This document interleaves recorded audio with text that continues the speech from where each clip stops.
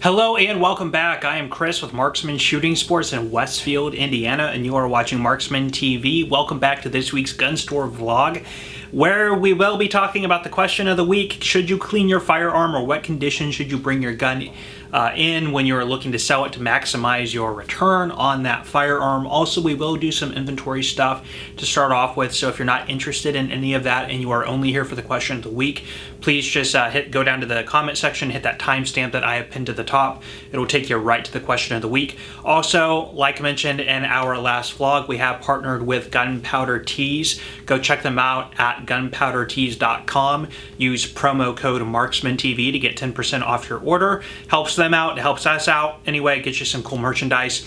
If that all sounds interesting to you guys, please stick around. It's all coming up right now.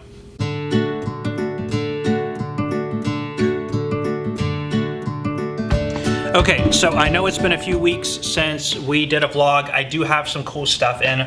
I do want to show you. We did get in one of the new side loading gates. This is from Henry. This is a 30-30. They have two other calibers, I think 35 Remington. I don't remember what the other is. But anyway, really nice checkering on that wood there. Side loading, of course, you can also load through the front. If you are a fan of Henry, that will be familiar to you anyway. Very nice, smooth lever, very cool firearm. Interesting. I think you guys would be interested in picking one up. Keeping in the theme of the lever actions, also one of these, whoop, everything's falling on me here.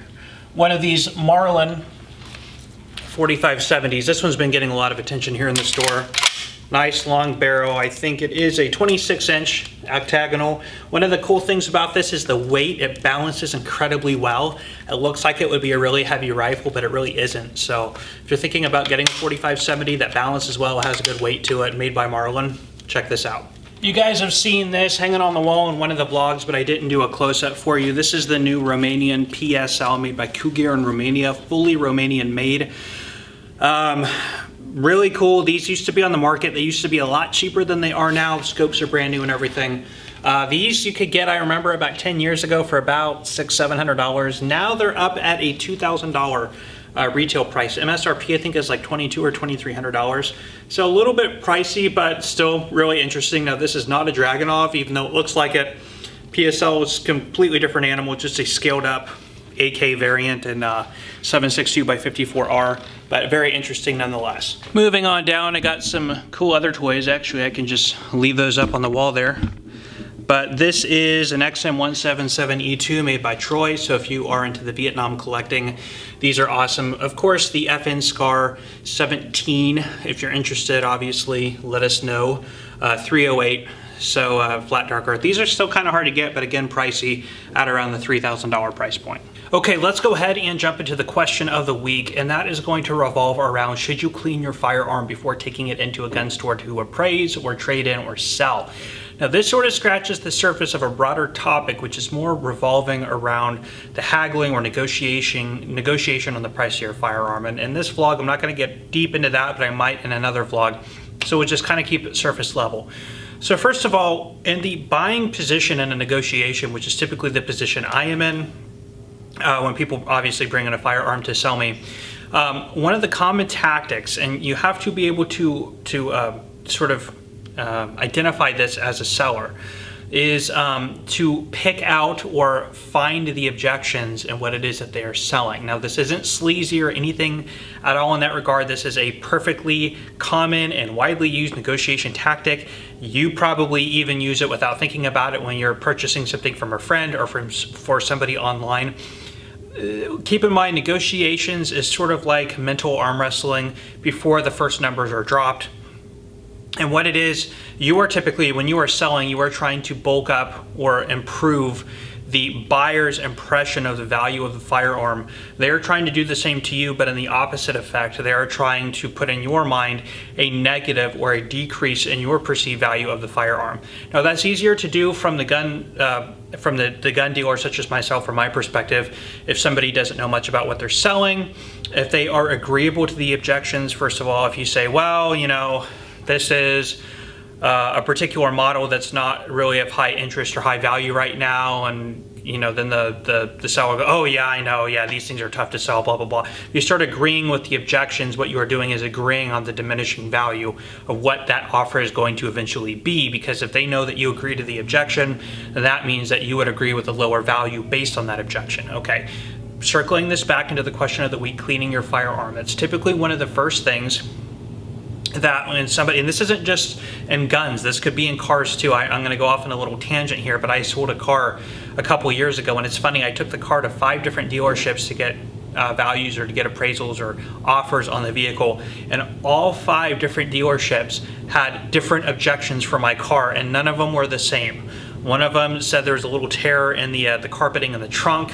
One of them said there was a little scuff mark under the left driver's side wheel, front wheel, from dinging a curb. So they all put those objections in front of me, and it was different in every regard. But it's very common if you negotiate on a daily basis. People bring me guns every day.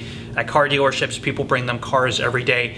You get used to finding those objections and then presenting them to the seller to hopefully have them agree with those objections, therefore bringing down their expectation of what your offer will be. Again, this is negotiating. The dealer is there to make money. Their job is to hopefully get that firearm for as low as a price as possible and then sell it for as much money as possible. So you have to understand that dynamic and really arm yourself as a seller to be able to mitigate or sort of deflect those objections. Okay, bringing this back in again before I went off on my tangent, cleaning your firearm. That is one of the quickest and easiest ways that a dealer or somebody looking at the firearm, or maybe it's your car, it looks completely filthy and muddy and everything like that. The dealer knows, I know that if I'm looking at a firearm and it's filled with gunpowder residue or anything like that, I know that I can take it and I can clean it in a matter of 5-10 minutes and make it look presentable. Okay, but an objection there might be, and keep in mind, objections aren't necessarily all lies. Objections, you can object to something in its value, and your objection is completely legitimate. So don't think that just because the dealer is presenting you with objections to your trade-in that they're just trying to be sleazy and lying to you.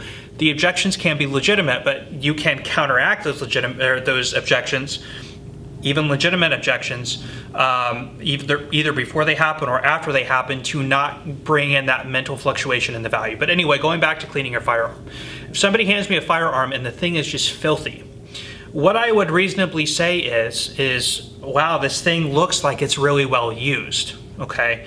And then wait for the buyer to say, yeah, I bought it used, or I shot it a lot, or it's got a lot of rounds through it. Then I would say, okay, my reasonable objection based on that bit of information is this is a pretty highly used firearm. Are there parts that have worn out?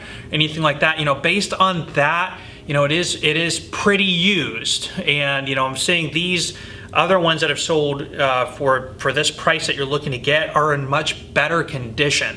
And you're saying better condition, the condition isn't really different. But because the firearm is really dirty, you can sort of start playing the kind of the mental gymnastics, the verbal gymnastics. They say, yeah, you're right. I've had the thing for 5 years. My dad had it for 2 years. We have put a lot of rounds through it. And then they start mentally agreeing with your thought process, therefore allowing themselves to bring down their expectation on the value. What the dealer knows is the minute you leave, they're going to go in the back and they're going to clean it. Why are they going to clean it? Well, they know that the next buyer will have the same objection when they buy it. Man, that thing looks really filthy. How many rounds do you think? Oh gosh, I don't know, man. This thing looks really used. You're asking a reasonable price if it were like in better condition, but can you knock like $50 off because this thing's, it's had some rounds through it. Now I'm worried about taking this thing to the range. It's out of warranty. How worn out are the parts? So the objections happen both ways. So you need to, if the gun dealer is going to take that in the back and clean it before putting it on the shelf, it might be smart to bring that in and clean it too. So a perfect counter to that objection is, well, okay, I can take it home and clean it. So what you're saying to me is if I take this gun home and clean it, you're going to offer me more than you're going to offer me now. And that kind of traps the buyer into either saying, yes, I will offer you more. Well, then I'll say, okay, well, if you're going to offer me more, then I'm going to go ahead and take this gun and I'm going to leave and I'll go clean it and then I'll bring it back with the expectation I'm going to get a higher offer. And that traps the dealer into having to give you a higher offer if you go home and clean that gun. Or if you bring it back and they say, no, I'm not going to offer you, well, you told me you were going to offer me more, and now, you know, you're kind of wasting my time. Or the dealer could say, no, not really going to offer you more if you go home and clean it. When you say, well, then what's the point of your objection? You're saying it's worth less if it's dirty, but if I go home and clean it, you're telling me I'm not going to get any more for it. So, you know, so you can always put that back on the buyer or anything like that. So now, that's on a lot of cases of like if there's carbon buildup or anything like that. Gunpowder residue is just a byproduct of using the item for what it was intended to be used for. It's just like at a car dealership, if they open up the hood and they're like, well, there's some dirt on the engine block, you know, that's pretty hardly, you know, it's been run pretty hard. And you say, well, it's just they get dirty when they're used. I mean, that's just what happens. Again, you can clean out all that gunpowder residue and anything like that. Now, what's going to be more on the dirty side of the firearm, what's going to be more of a main objection, and this is something I see a lot more, is if the firearm itself physically is filthy from external sources other than just the gunpowder residue.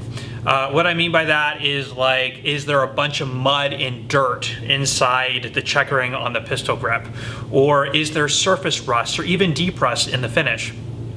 Is the finish all scratched up and marred and stuff like that? Because that is stuff that will actually physically, honestly affect the value. So if I get in a really nice, beautiful looking 1911 and there's just got gunpowder residue in it, I'm not going to make a difference in evaluation of that because, you know, it's just gunpowder residue. I can clean it out, it's fine.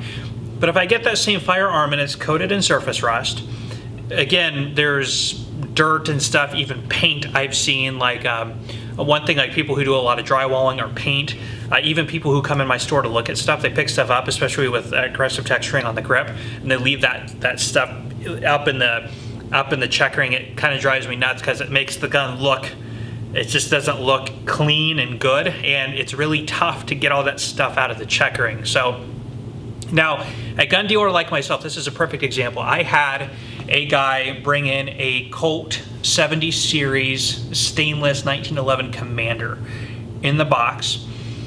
The problem is he had left it under the seat of his truck and kept it as a truck gun in its case for several years, and the thing was coated in surface rust, okay? When he brought that in, and I'm gonna give you an honest, I think I paid him $300 for the gun, and I ended up selling it for $7, okay? Now, here's what happened though, and I really wish I had before and after photos. This thing looked like hell. I mean, the thing was covered in rust. Actually, the front sight was broken. No, the rear sight was broken. It was chipped. And the blue Colt box that it was in had, you know, if you've ever seen them, they're sort of a textured plastic, had dirt and grime and stuff all in the box, okay? I actually took that gun home and I spent 2 hours that night cleaning it, okay? And when I was done cleaning it, it looked really, really nice. It looked like new. I actually had to knock out both the sights and get in there because there was surface rust building up in there. And I had to replace the rear sight, which, you know, so I think after shipping and everything, what did I pay, like $40 for that rear sight? So I was in it for $340. I sold it for $700. But the thing is it took a lot of my time to be able to clean that out and spruce it up and everything like that. Had he brought it in the condition that it was in when I went through and cleaned it, would have offered him maybe $550, $6 maybe, if he talked me up to $6, probably more like $550 because you have to take into account credit card fees and all that sort of stuff. So had he taken the time to clean it, he would have done better on it in the long run. But, you know, again, time is money. And again, if the gun store owner has to source parts or spend a good amount, I mean, there's one thing to have to clean out, you know, carbon residue from a gun. It's another thing when the thing's covered in surface rust and, you know, the dealer has to strip it down and really spend time cleaning it or pay someone to clean it. They're gonna have to factor that into their time, okay? Because although I enjoyed it, I probably would have rather done something else with those 2 hours than clean that 1911. But that's what I did, and I was, you know, I profited from my work and from the resale value of the firearm. Now, some other common objections that you can look out for is, and these are, again, legitimate objections. One is caliber, like 40s, for example. When people bring in 40s, I tell them the objection right away is it's a 40.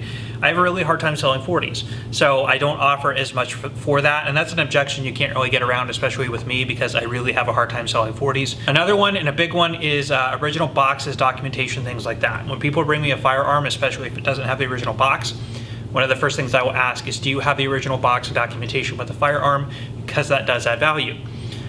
If they say, yeah, but it's at home, okay, well, I can only make you an offer based on what's here. And I usually will tell people, well, now it's really, I will get a lot more, you will get a lot more in the valuation if you have the original box and documentation here, you don't, or if the customer says, I don't have it at all, and I say, okay, I'm gonna have to not offer as much as I would had you had it, that's an objection too. So if you have original boxes, original, like if you have a Gen 4 Glock with back straps, like keeping all of that with the firearm, because the dealer is going to know what that gun came with new and can start piling on those, well, you don't have this, you don't have that, and you start thinking to yourself mentally, okay, well, I have to start detracting, things, sort of evaluation in my mind, because the dealer's right, I don't have all the stuff that it should have with it.